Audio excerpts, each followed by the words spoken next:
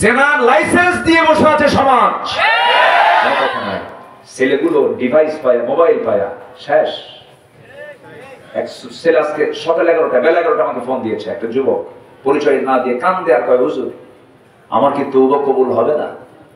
কি করছো বাবা? বলে হুজুর আমি প্রচুর হারে হস্তমৈথুন করেছি, মাস্টারবেশনে আমি আসক্ত। বললাম কেন বাবা এগুলো কেন করো? হুজুর আমি পর্ন আসক্তিতে লিপ্ত, পর্নোগ্রাফিতে আমি আসক্ত, পর্নোগ্রাফি আমাকে শেষ করে দিয়েছে। কেন? এই সমস্ত নীল ছবিগুলো কি রেস্ট্রিকশন করা যেত না? বন্ধ করা যেত না? হুজুর বাঁচার উপায় কি? কান দেয়া, হুজুর বাঁচার উপায় কি?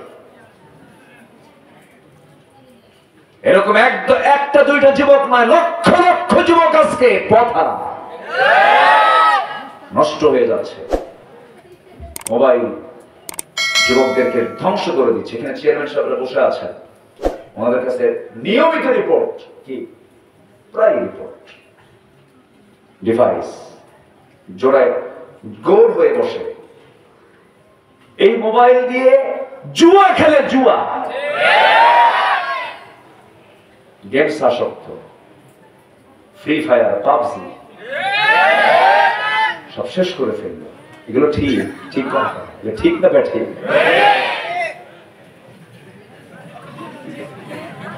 হ্যাঁ, কথা বলবো রাগ করতেছেন নাকি আপনারা? রোগী ডাক্তারের কাছে কেন যায়?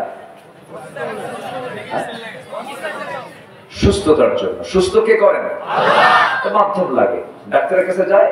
অসুস্থ হলে ডাক্তার প্রেসক্রিপশন দেয়। সমাজের রোগ আছে না নাই? এগুলো কি ওষুধ কি দেওয়ার দরকার আছে? একটু বসছে ওষুধ দেওয়ার জন্য। রাগ করতেছেন না তো আপনারা? ওয়াজ আমরা সবাই জানি। হ্যাঁ অবশ্যই বসছি তো। আপনি মা বাচ্চার হাতে মোবাইল দিয়ে ভাত খাওয়া, এটা কেমন কথা? আছে না?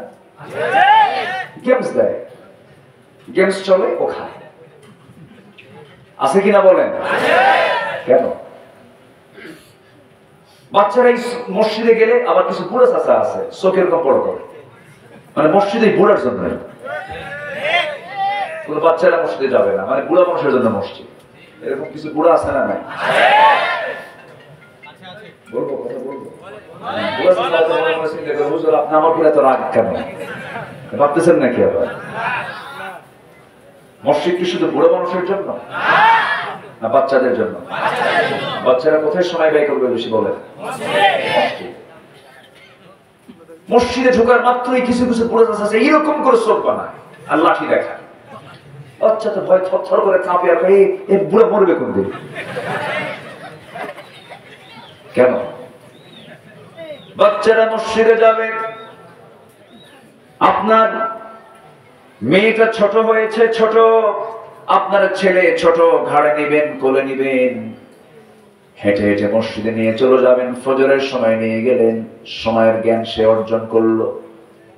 জোহরের সময় নিয়ে গেলেন, ওই বাচ্চাগুলো নামাজটা যদি নাও পড়ে কাতারের সামনে সামনে যে হাঁটবে, খেলবে, হাসবে, কিন্তু মসজিদে নামাজ কেমন করে পড়ে, একজন নেতাকে আনুগত্য কেমন করে করতে হয়, ইমামকে কেমন করে ফলো করতে হয়, শৃঙ্খলা, পরিবেশ, সময় জ্ঞান সব ওই যে ছোট্টবেলায় তার স্মৃতিপটে এগুলো আঁকা হয়ে গেল। সারা জীবন ওই সন্তানগুলো কখনো আল্লাহর অবাধ্য হবে না। মোটু পাটলু দেখা মসজিদে যায় না। কষ্ট পাচ্ছেন নাকি আপনারা? কথা বলুন। আমি যুবককে বললাম, যুবক তোমার এই আসক্তি তোমাকে বাঁচাবে। এক নম্বর হলো তুমি ডিভাইসটা ছেড়ে দাও, মোবাইলের কাছে যেও না, নেগেটিভকে একদম নেগেটিভ করে দাও। কারণ কিয়ামতের দিন কোন বান্দা যদি এমন বিকৃত যৌনাচারে যদি আসক্ত হয়ে যায়, গুনাহে যদি লিপ্ত হয়ে যায়, কিয়ামতের দিন তার অঙ্গগুলো ফুলে ফুলে উঠবে, সবার সামনে ওপেন হয়ে যাবে। সবচেয়ে বড় পাপ হলো গোপন পাপ। গোপন পাপ যে বান্দা বেশি বেশি করবে, আল্লাহ তাআলা সেদিন কিয়ামতের দিন সবার সামনে তাকে ওপেন করে দিবেন। আমার বন্ধুগণ, গোপন পাপ করা যাবে না। সবচেয়ে বেশি ভয় করতে হবে গোপন পাপকে। আর যে বান্দা গোপনে গোপনে আল্লাহর ভয়ে চোখের পানি ফেলে শেষ রাতে সিজদায় পড়ে কাঁদবে, আল্লাহ তাআলা তাকে সবচেয়ে উত্তম জান্নাত তাকে দান করবেন। জোরে কোন সুবহানাল্লাহ। আমার বন্ধুগণ,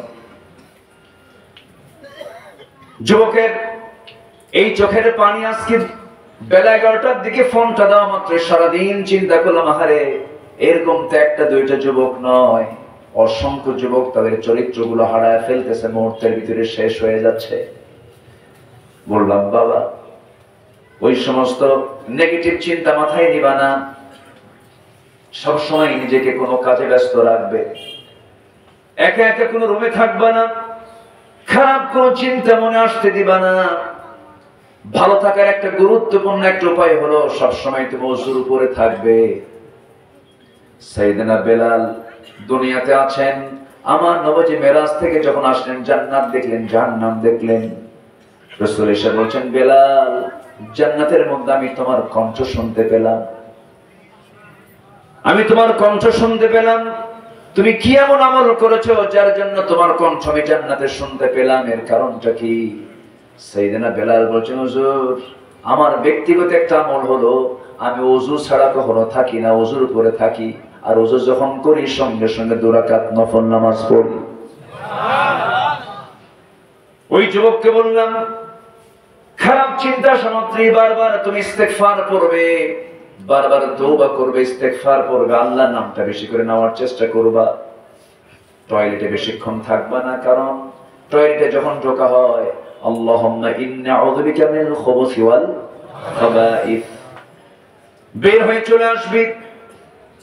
যখন তোমার খুব কষ্ট হয় দৈহিকভাবে, শেষ রাতে উঠে ওযু বানায়া তাহাজ্জুদটা পড়বে, প্রয়োজনে রোজা রাখবে, আর জান্নাতের ওই লোভনীয় আয়াতগুলো বেশি বেশি করে পড়বে। তুমি যদি আল্লাহর পথে আসতে চাও যুবক, আল্লাহ তোমার জন্য অসংখ্য রাস্তা খুলে দিবেন। জোরে কোন সুবহানাল্লাহ। ওয়াল্লাযীনা জাহাদু ফীনা লানাহদিয়ান্নাহুম সুবুলানা। যে বান্দা আমার পথে আসতে চায়, আমি তার জন্য একটা পথ নয় হাজারো পথ আমি তার জন্য খুলে দেই। আমার বন্ধুগণ, আর এই সমস্ত মাস্টারবেশনের যে অপকারিতা, 1 নম্বর অপকারিতা হলো বিয়ে করার যোগ্যতা সে হারিয়ে ফেলবে, বাচ্চার বাবা হওয়ার যোগ্যতা হারিয়ে ফেলবে, স্ত্রীর হক আদায় করতে পারবে না, সিমেনে যে শুক্রাণু থাকে তা শেষ হয়ে যাবে, অসুস্থ হয়ে পড়বে, ধ্বংস হয়ে যাবে। ওয়ালা তুলকু বিআইদিকুম ইলাত তাহলুকা, নিজকে তুমি ধ্বংসের দিকে ঠেলে দিও না। কার কথা? আসতে বলবেন না, কার কথা? আল্লাহ বলছেন, বান্দারে তোর এই বডি নিয়ে আমি প্রশ্ন করব, তোর চোখ নিয়ে প্রশ্ন করব, তোর কান নিয়ে প্রশ্ন করব, তোর নাক নিয়ে প্রশ্ন করব, সাক্ষী দেবে তোর হাত, সাক্ষী দেবে তোর পা। তাহলে আমাদেরকে চোখ দিয়েছেন কে? আল্লাহ। আর এই চোখ দিয়ে খারাপ জিনিস দেখে কে? আল্লাহ দেখে। লাঞ্চ দিয়েছেন কে? আল্লাহ। এই লাঞ্চ, এই যে ফুসফুস জানিয়ে শ্বাস প্রশ্বাস, লাঞ্চটা দিয়েছেন কে? আল্লাহ। বিড়ি খেয়ে নষ্ট করে কে? মানুষ না অমানুষ? মানুষ কেমন হয়?